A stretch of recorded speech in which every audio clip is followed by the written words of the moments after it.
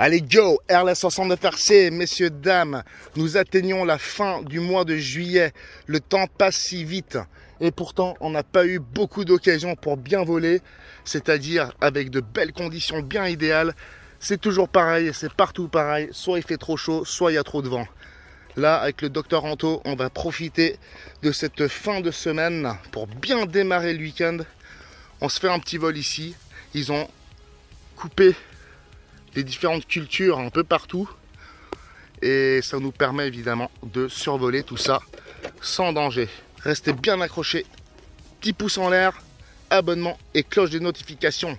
Go!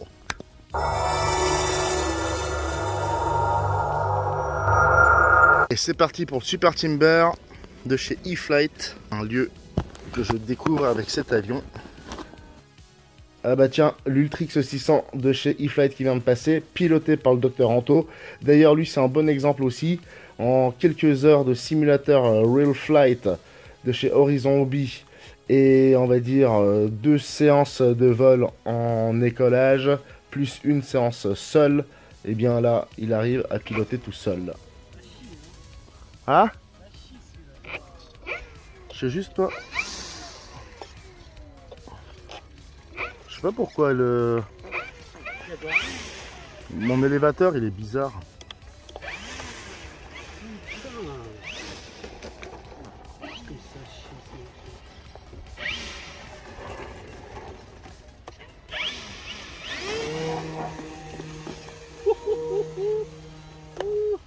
C'est bon. Oula. Ah putain, c'est toi qui dois te prendre. J'ai dit putain, il faut quoi. Abuse.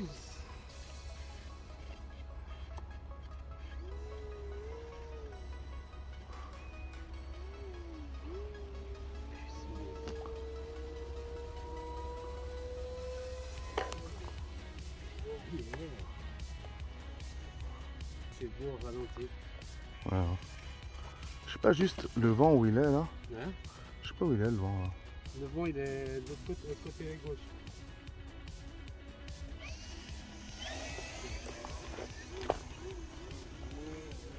Mais il y a un truc qui est quand même bizarre. J'arrive pas à aller à fond. Ah.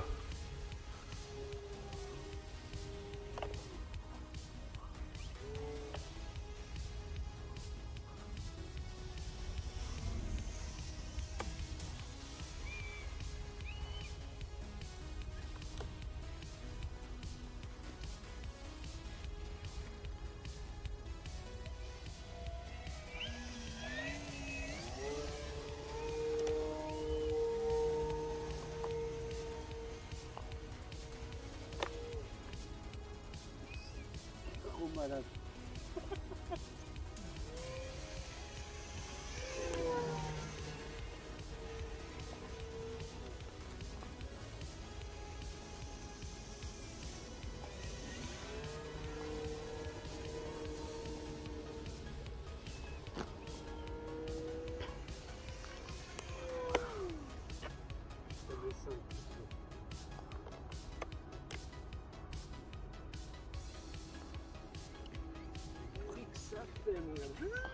C'est violent hein.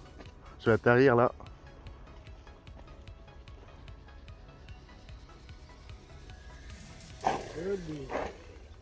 Oh putain. Oh putain. Ah bah je crois que c'est mon dernier vol d'aujourd'hui hein.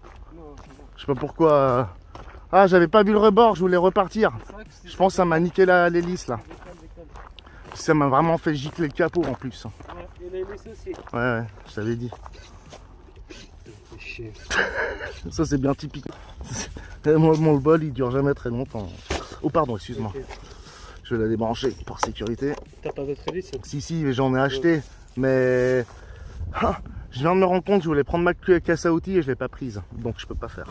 Ben bravo, pour une fois que j'avais pensé à prendre une hélice de rechange, j'oublie les outils. Bon allez, on passe à la séquence suivante.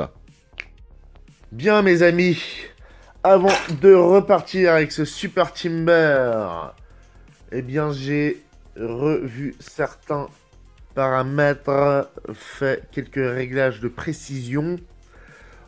Le safe sur cet avion n'est pas nécessaire, la S3X est largement suffisant. en ce qui me concerne. Il a même une surface à l'air très impressionnante et suffisante pour une stabilité qui ne demanderait pas forcément une assistance quelle qu'elle soit. Donc même sans AS3X, ça se vole vraiment très bien, comme n'importe quel avion d'ailleurs si vous vous appliquez. Mais là vraiment, il y a cette particularité d'avoir de belles grosses ailes, une portance assez rassurante, et donc une stabilité d'une façon ou d'une autre. Messieurs, dames, je voulais juste rectifier un point que nous avons évoqué lors de l'unboxing de l'inversion de poussée, c'est-à-dire la marche arrière. Je vous disais qu'il fallait libérer une voie physique, mais en me réécoutant, je me suis demandé à quoi je pensais quand je vous ai dit ça.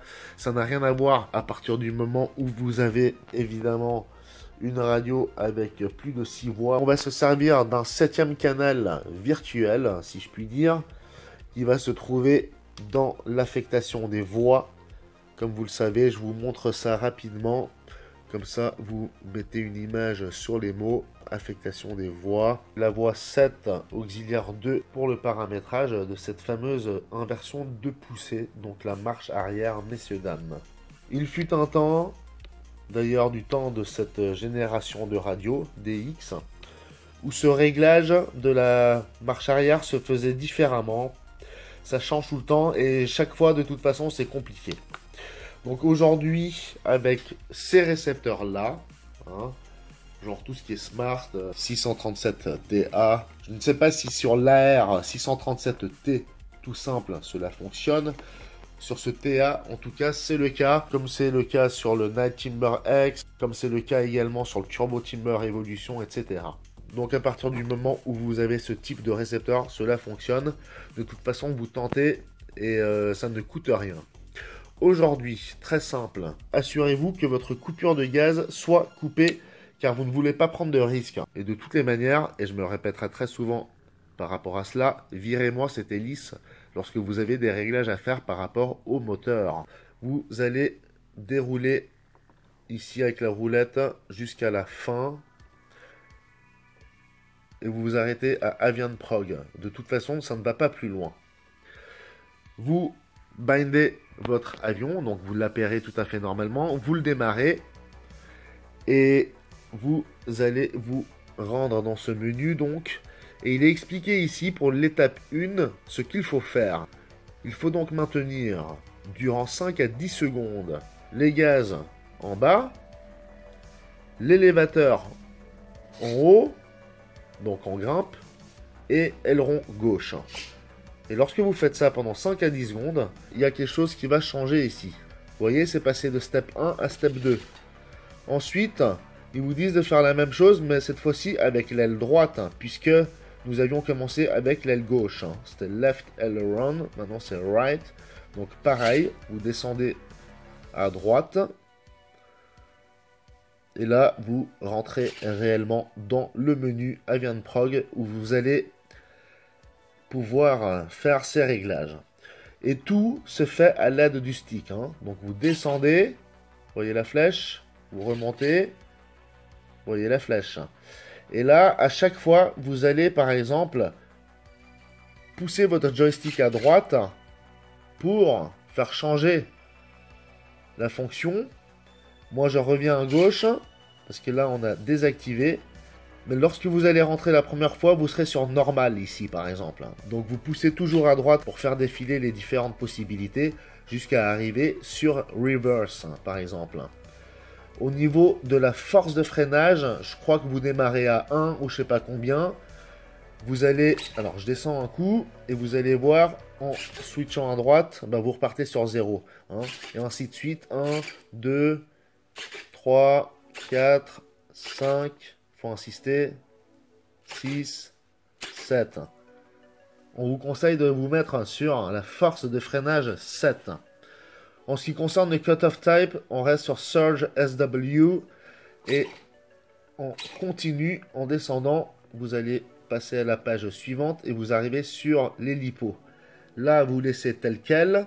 Cut-off 3,4 volts. Le BEC voltage 6 volts. Et le startup time, vous le laissez tel quel. Allez, on continue. On descend avec le curseur. jusqu'à switcher de page. On arrive dans le timing où vous allez passer de 5 à 15. Là, ça ne bouge pas. Là, ça ne bouge pas. Là, ça ne bouge pas. Donc, on continue. On descend le stick. Il y a le curseur qui descend au fur et à mesure. Allez, on passe à la dernière page, sauf erreur. On est déjà sur 45 secondes au niveau de cette rubrique-là. Ici, on est à 1.5. Et là, évidemment, vous allez régler le canal que vous avez choisi. En l'occurrence, le canal 7 pour ma part. Et cela correspond à la voie virtuelle auxiliaire 2. Et là, ce dernier truc-là, vous le laissez tel quel. On descend.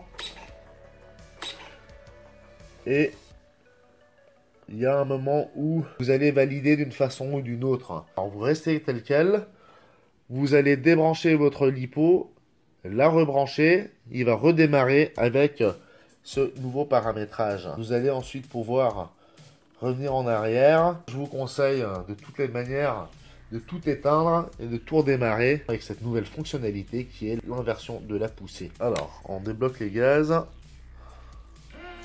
Et quand je vous parlais du canal que vous allez sélectionner pour votre inversion de la poussée, vous allez évidemment devoir y associer un interrupteur. Pour ma part, j'ai pris celui-ci, car je sais que celui-ci, je ne le touche jamais par inadvertance pendant les vols. Voilà, je sais pas si on arrive à se rendre compte, pas très bien. Mais vous voyez, moi là, je switch, il repart de l'autre côté. Même si vous voyez pas le sens, vous voyez que ça switch. Hein? Donc là, hop, vous voyez, ça part à gauche, enfin à droite pour l'avion, et quand j'inverse, ça part à l'inverse. Vous voyez?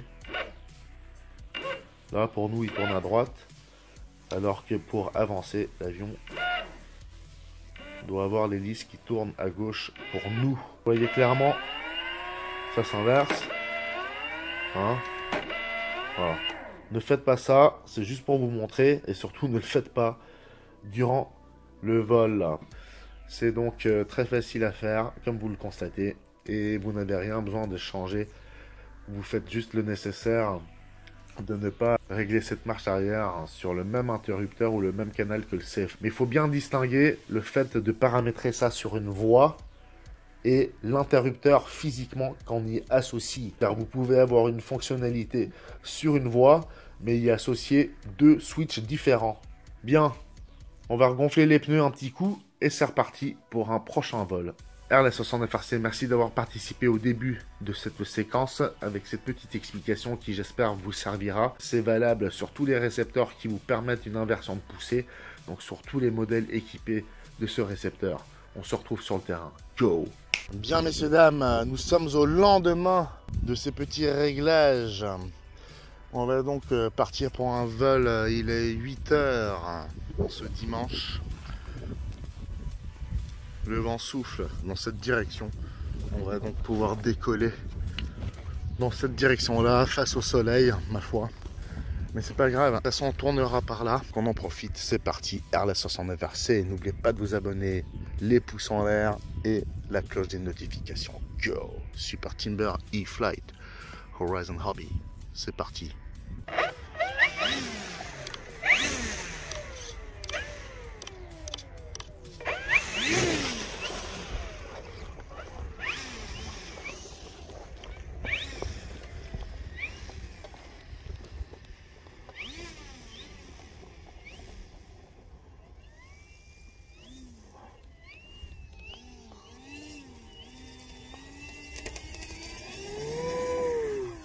Oh là là, j'ai ramassé la moitié de l'herbe.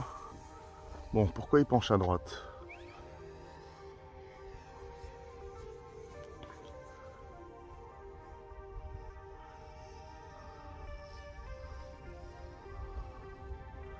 Une légère tendance à aller à gauche, non? À droite.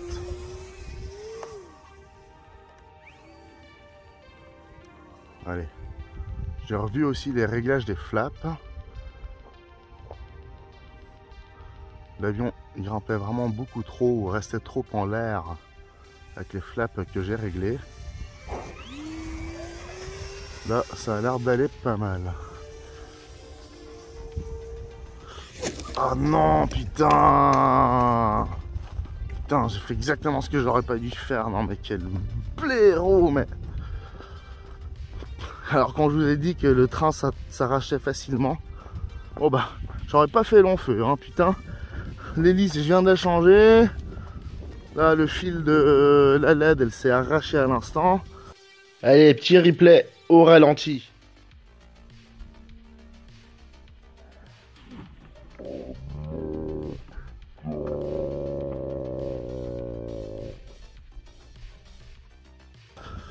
Super. Ah, bah bravo. Ah bah là, je l'ai vraiment bien amoché. Hein. Putain, il y a tout qui est arraché, bordel, c'est pas vrai. Bon, allez. Faut que je regarde immédiatement où je fais bobo. Parce que là, évidemment, je me retrouve avec des pales dans le sol. Faut que je le retrouve. Ah, mais c'est pas vrai. Putain, mais... J'écarte un peu tout ça.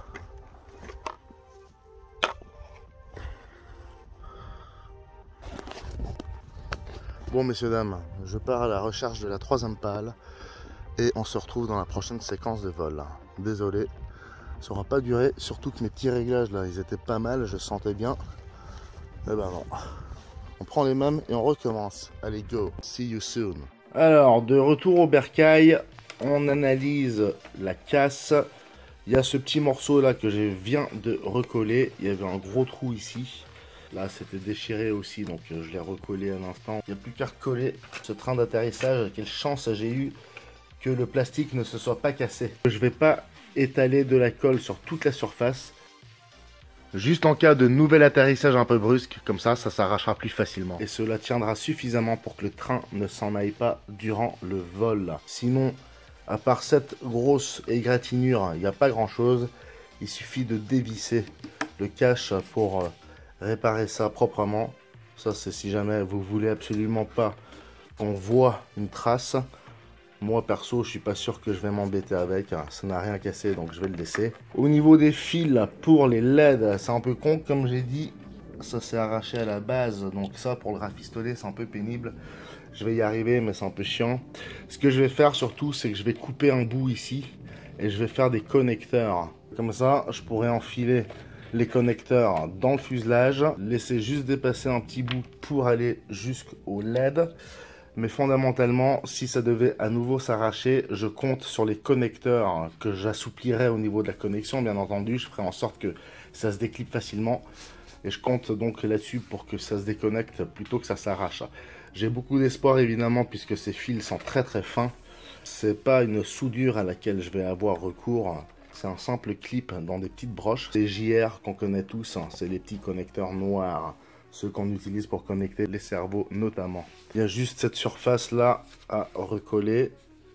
On va probablement avoir recours à des cure-dents puisque la petite barre ici de renfort s'est brisée. Et en ce qui concerne les ailes, eh bien, il y a eu cette déchirure que j'ai redressée assez rapidement pour qu'elle garde sa forme initiale le plus possible, on va dire. Voilà, donc petite parenthèse pour vous montrer le boulot, comme ça il y a un suivi.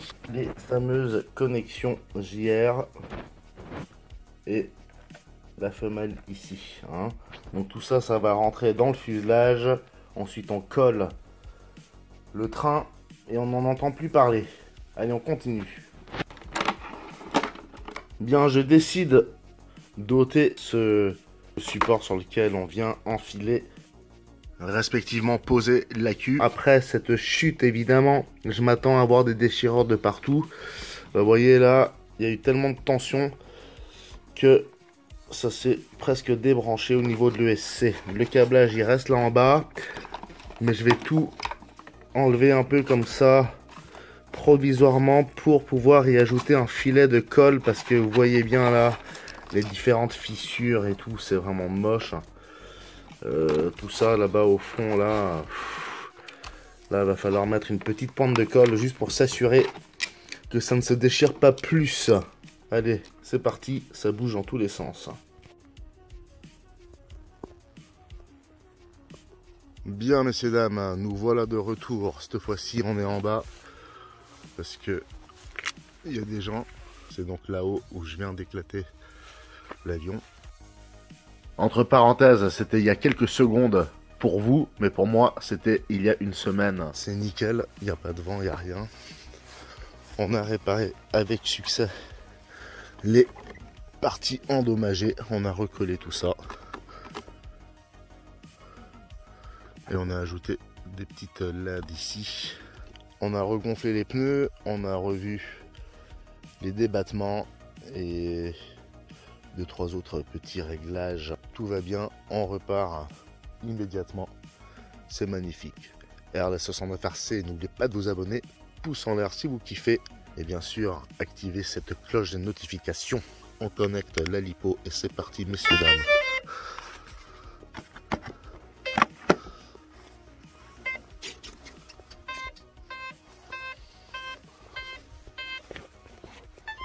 Je disais qu'il n'y avait pas de vent, mais c'est très variable, ça peut changer d'une minute à l'autre, j'avais oublié, pourtant ça fait très longtemps que j'habite ici. Et bien évidemment, j'enclenche l'avion et il y a du vent qui arrive. Bon, la petite LED elle est là, je les ai mis de côté, comme ça il y a de la lumière devant et de la lumière derrière. Là elles sont bleues en l'occurrence, je sais pas si ça se voit à la caméra. Je suis à contre-jour.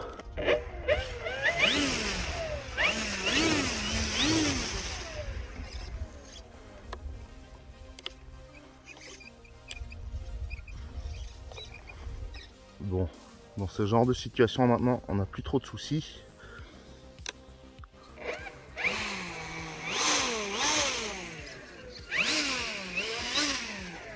En plus, avec une tripale, ça booste pas mal.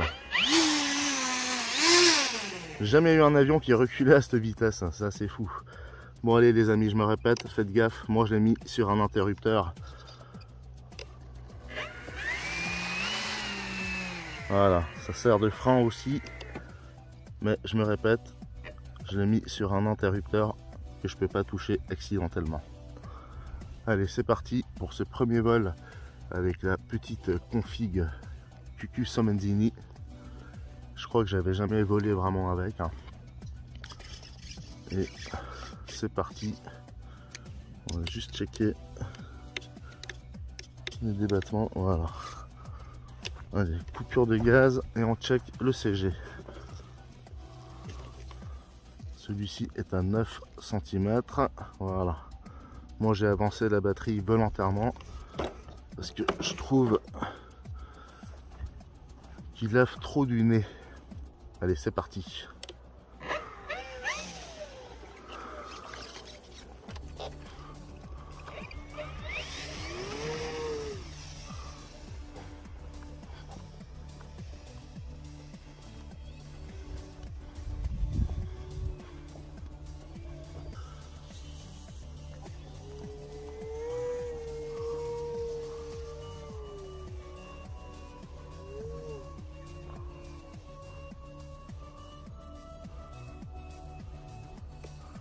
Je relâche les flaps.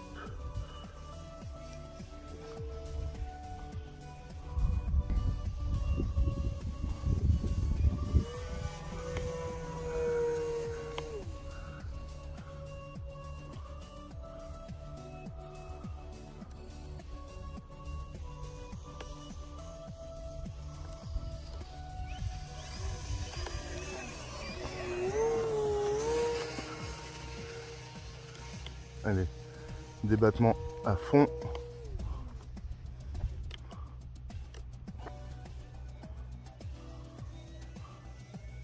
Je sais pas dans quelle direction va le vent, mais... Oula. Bon, j'ai les flaps à fond. Je vais essayer d'atterrir contre moi.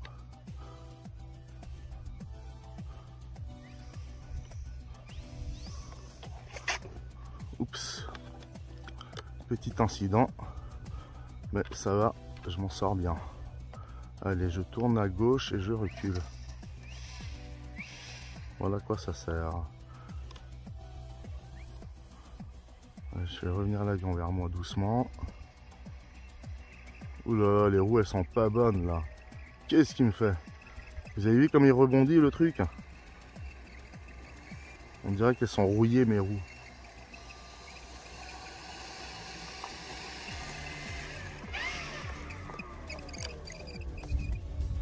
Des coupures de gaz. Pourquoi ça roule comme si la roue était voilée? Les pneus sont restés intacts et gonflés. J'ai plus ma petite ficelle pour m'indiquer la direction du vent, mais c'est pas grave. Je vois bien que ça souffle comme ça. Donc l'atterrissage à contre moi, c'était pas une mauvaise idée. Décollage avec les flaps à fond. Sachant que là je décolle avec le vent dans le dos. Allez, je relève immédiatement les flaps.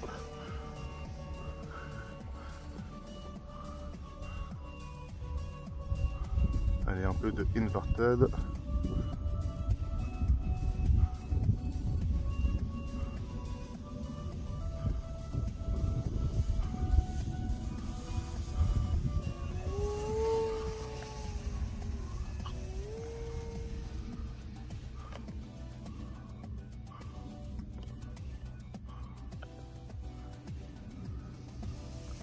Allez, j'enclenche le mid-flap pour le confort.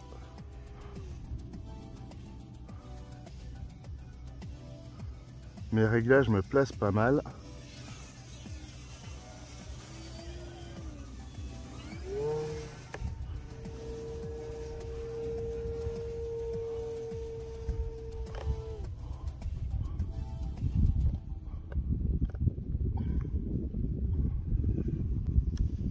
Comme dans pas mal de mes vidéos, il y a des séquences de vol au loin.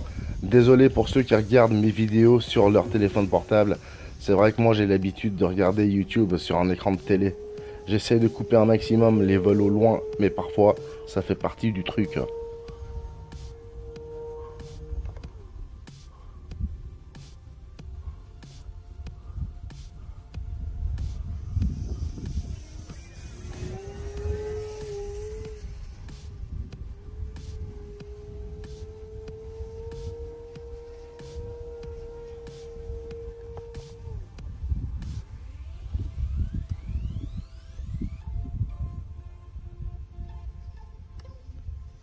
Ce Super Timber de 1700 mm d'envergure en 6S est vraiment bestial et il tolère pas mal de choses.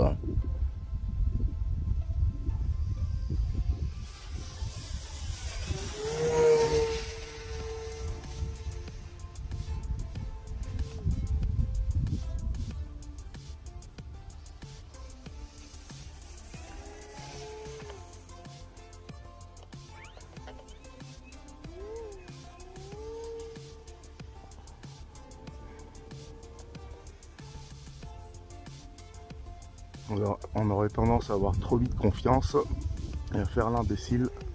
Bon voilà, moi je voulais juste faire un petit vol test, une petite démo pour vous. Là je suis à mi-flap, je vais revenir et je vais essayer d'atterrir tranquillement.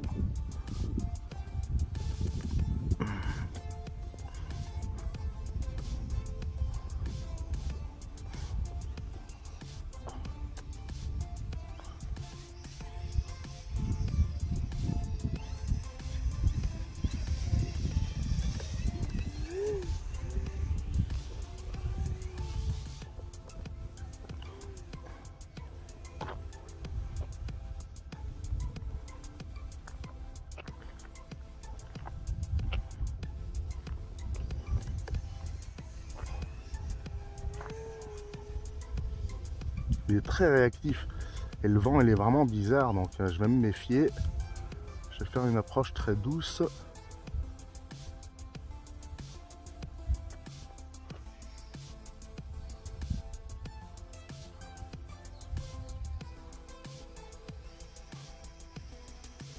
Ouais, le vent il est de travers.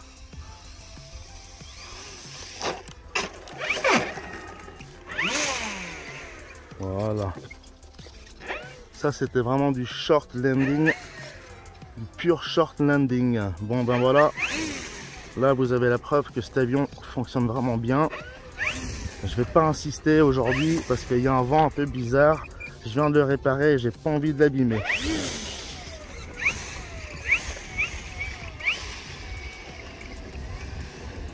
Allez, 5 minutes de minuterie, il reste 1 minute.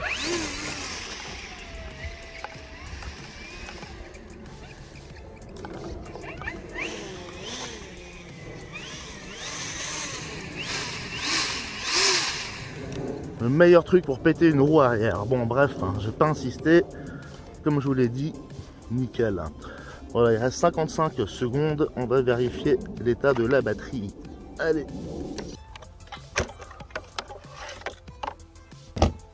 Bien après 4 minutes donc de vol sur cette LiPo 4000 mAh 6S de chez Spectrum, il reste 56%, messieurs dames. C'est pas mal, ça veut dire que je peux faire mes 5 minutes de vol.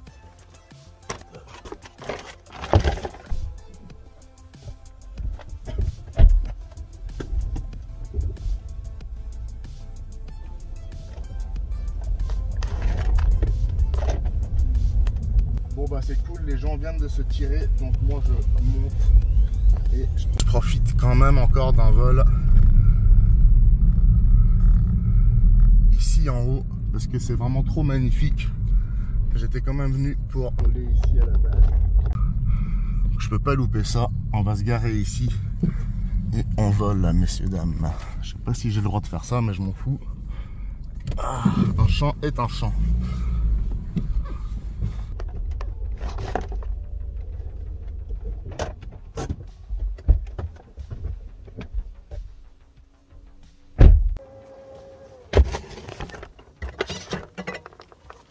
Allez messieurs dames, c'est donc reparti. On est là-haut, c'est magnifique. Il y a pas mal de vent, mais ça va nous aider à mieux apprendre à connaître l'avion. Allez, coupure de gaz enclenchée. On relève les flaps. Hop.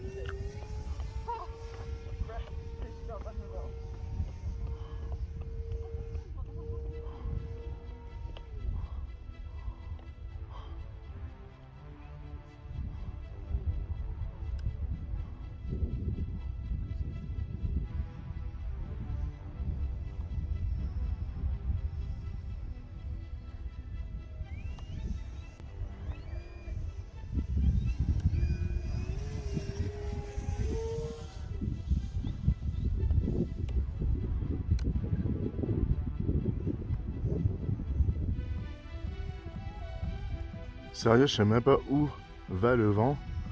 Je sais même pas si c'est juste d'atterrir comme ça, mais je sens que il y a un certain soutien de la part du vent face à moi. Ouais. Aïe, ça c'est pas bon ça. Heureusement que j'ai un train un peu souple, mais ça c'est le genre de truc, je pourrais avoir pété mon hélice avec. C'est pas très bon, pas très bon, j'ai mal estimé mon approche, ma vitesse comme d'habitude. Voilà, on est content. Heureusement que j'ai bien réparé mon train d'atterrissage. Je vais quand même tout vérifier. Bon, ça fait un sale bruit, mais j'imagine quand même que c'est un peu fait pour ça aussi. Je vérifie juste la structure. Là, ça s'est un peu décollé ou pas? Ah non. Ouais, vous voyez, si vous oubliez ou perdez le capot, l'avion, il est vachement moins solide, hein, moins robuste, moins résistant, on va dire. Donc c'est toujours très important de bien fixer votre hatch. Et après un accident, souvent ici c'est déformé. Donc faites en sorte, lorsque vous le réparez, que le hatch se remette vraiment bien en place. S'il est en travers ou quoi, ça veut dire que c'est mal réparé. Et moi même ici, vous voyez, j'ai un décalage. Donc je vais devoir me méfier. Allez, c'est reparti un petit coup. Il nous reste quand même 3 minutes, on va pas vérifier tout de suite.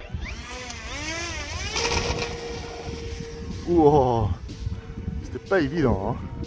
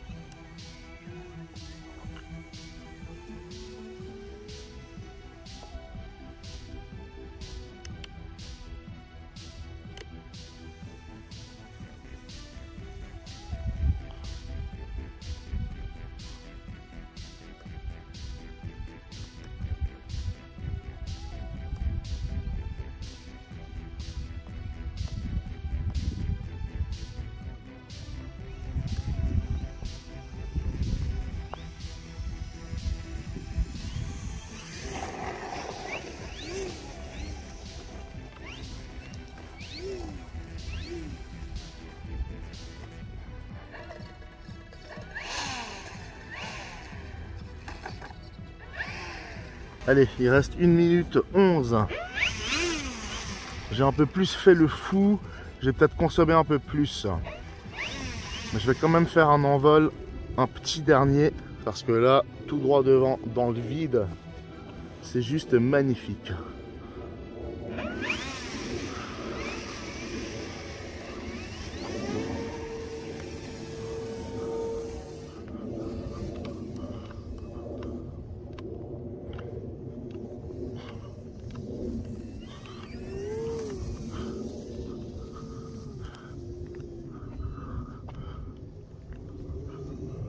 Oh là là, il réagit plus très bien à mes commandes là.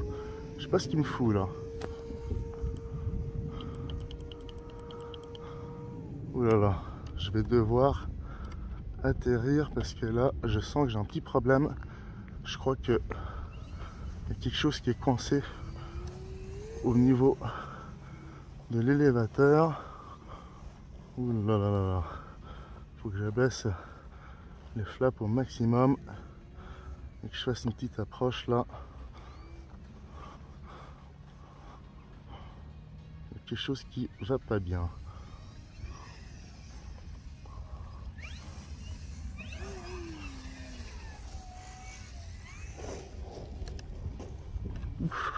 J'ai eu du bol là.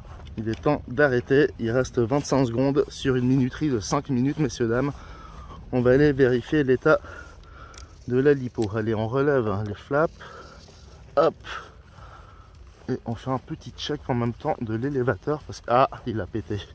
C'est pour ça. Il a lâché. Imaginez les gens. Il s'est décroché. Et j'ai réussi à le gérer jusqu'à l'atterrissage.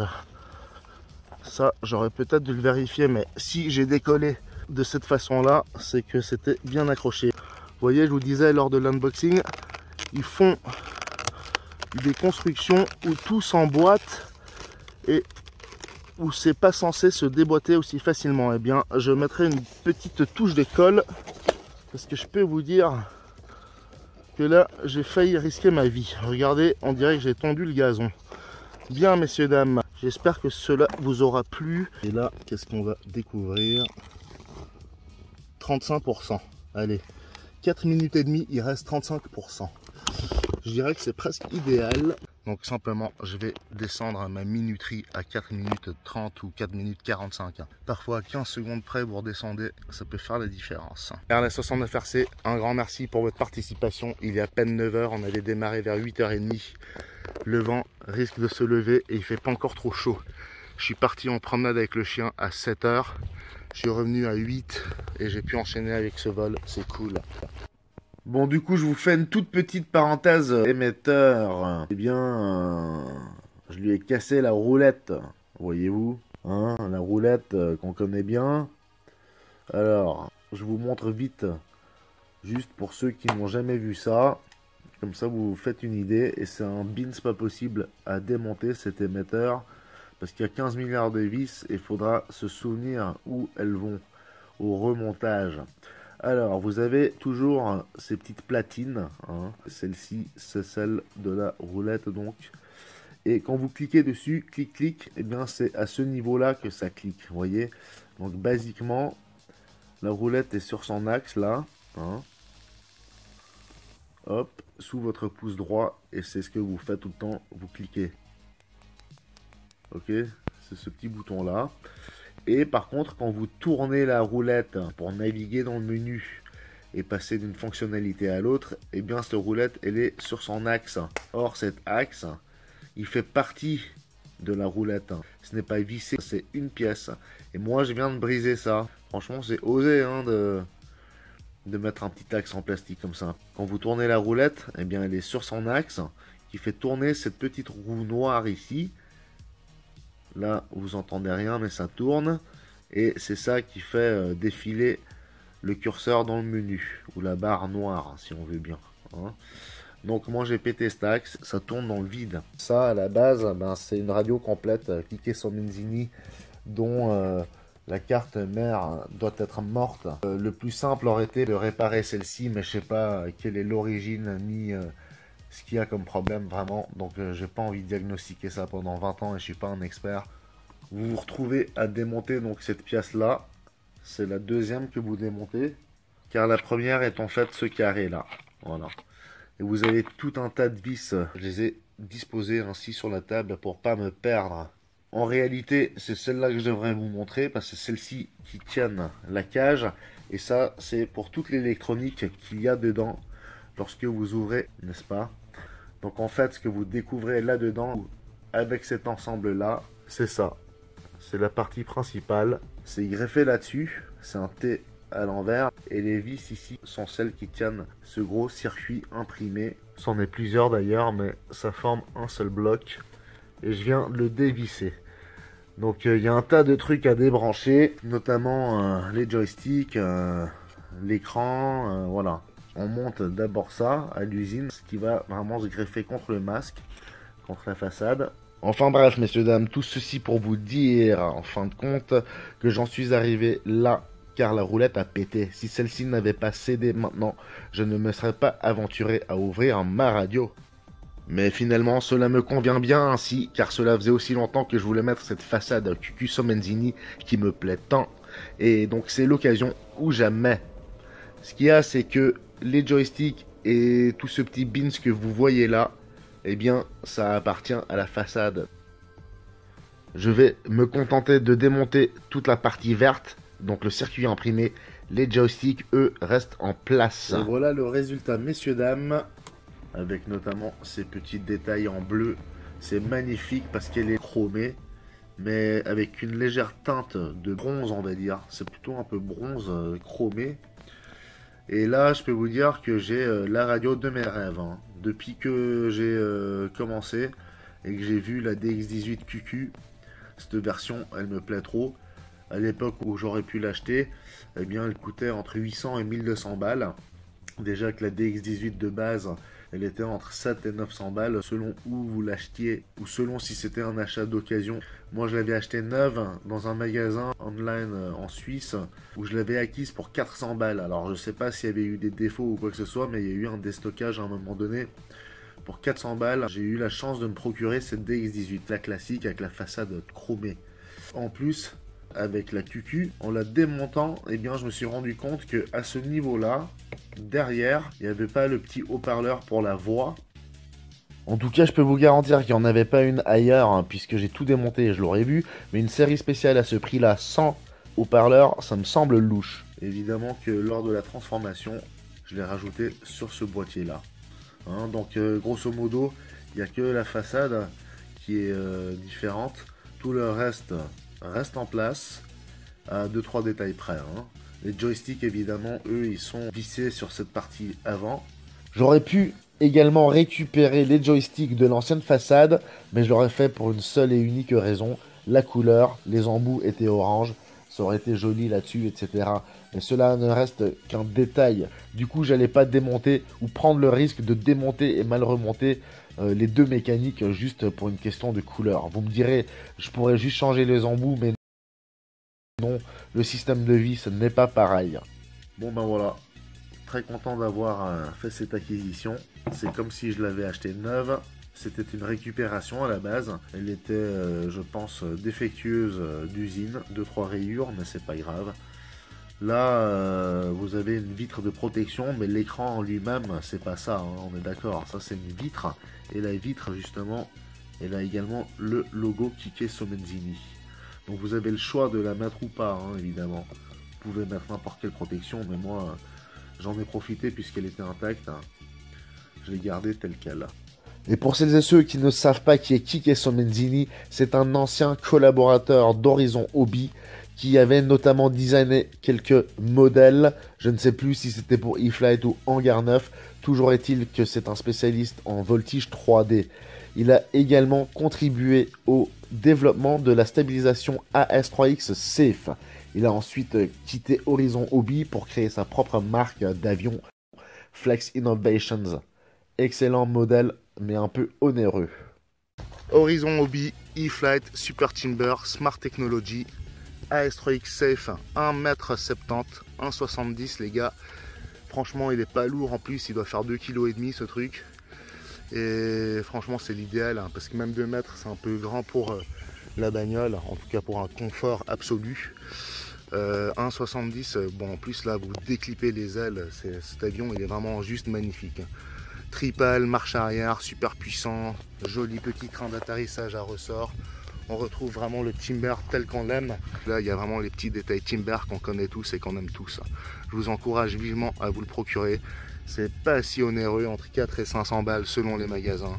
Selon si c'est PNP ou PNF, safe. Voilà, faites-vous plaisir, à bientôt. RL69RC, merci.